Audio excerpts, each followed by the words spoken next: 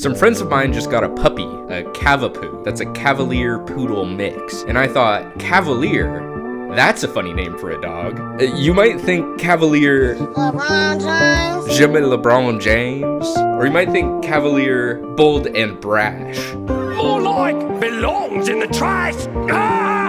When I think Cavalier, I think of like cavalry, like a horseman, like caballero. A horseman dog? You're telling me a horse manned this dog?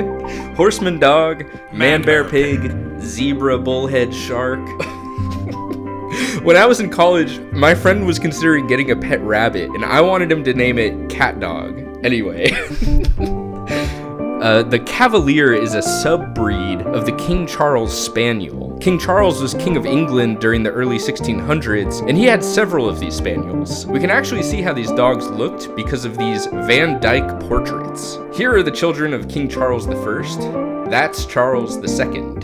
Around the time of the reign of King Charles I, there was a lot of religious tension and violence. In England, there was Anglicanism, the Church of England, and then there were also the Puritans who thought that the Church of England was doing all the same bullshit that was wrong with the Catholics, like having money and power. Of course, Americans know the Puritans from the Mayflower Pilgrims, and generally we think of the Puritans as being legendary hardasses that hated fun. But back in England, the Puritans were rioting against the Anglicans, and this tension basically resulted in a divide between King Charles I and Parliament.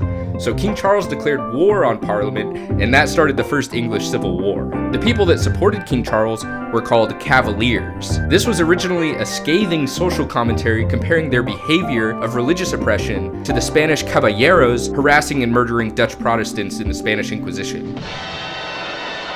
But the Cavaliers kind of just owned it, and they took to calling the other side Roundheads because they kept their hair short. It would be like if today we had a civil war and one side was called the Nazis and had hair like Chris Fleming, and the other side were the bowl cuts and had bowl cuts.